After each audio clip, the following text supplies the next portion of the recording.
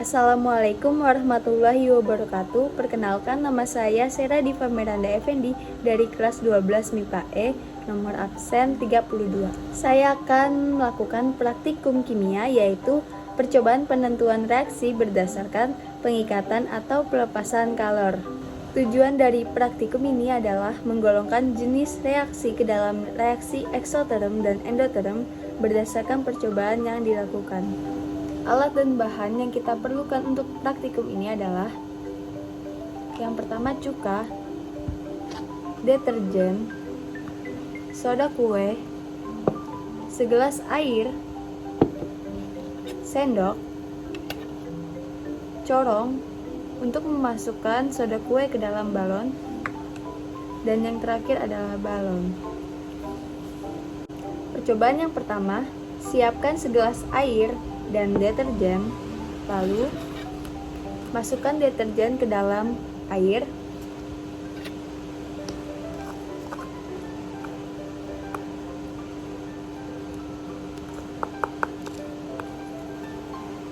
Setelah itu, aduk hingga merata.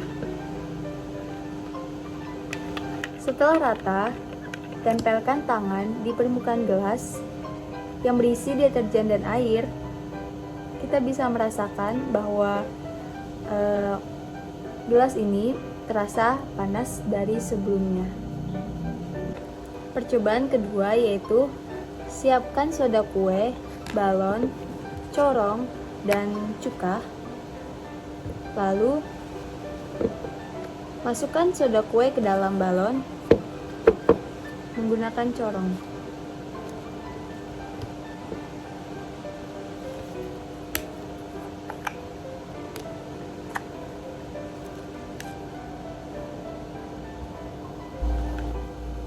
Setelah itu, tuangkan cuka secukupnya ke dalam balon yang berisi soda kue.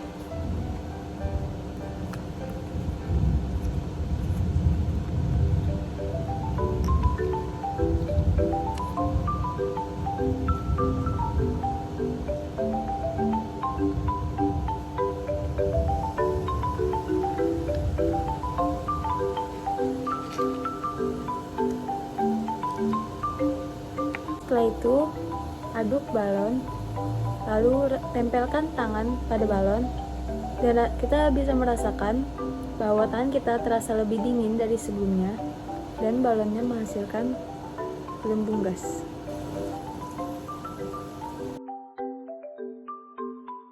Percobaan pertama. Pada saat menempelkan tangan kita pada gelas yang berisi air dan deterjen, maka tangan kita akan terasa lebih panas. Hal ini terjadi karena reaksi membebaskan kalor. Reaksi ini disebut dengan reaksi eksoterm. Reaksi eksoterm adalah reaksi yang terjadi dengan melepaskan kalor ke lingkungan. Pada reaksi ini, terjadi perpindahan kalor dari sistem ke lingkungan sehingga terasa panas. Itulah mengapa saat kita menempelkan tangan kita ke gelas yang berisi deterjen dan air, tangan kita akan terasa lebih panas.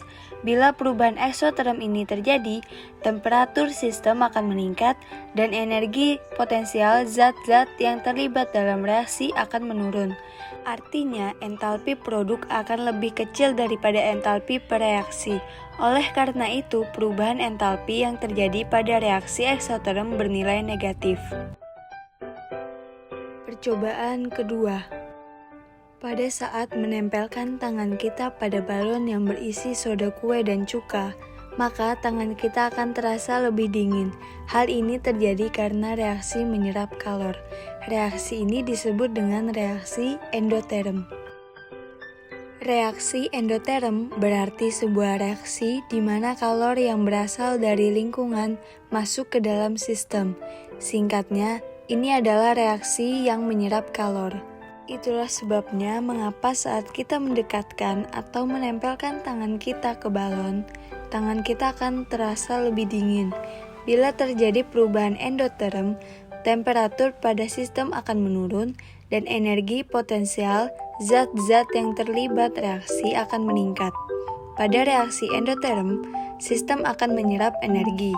Oleh karena itu, entalpi sistem akan bertambah, yang artinya entalpi produk akan lebih besar daripada entalpi per reaksi, sehingga perubahan entalpi pada reaksi endoterm bernilai positif.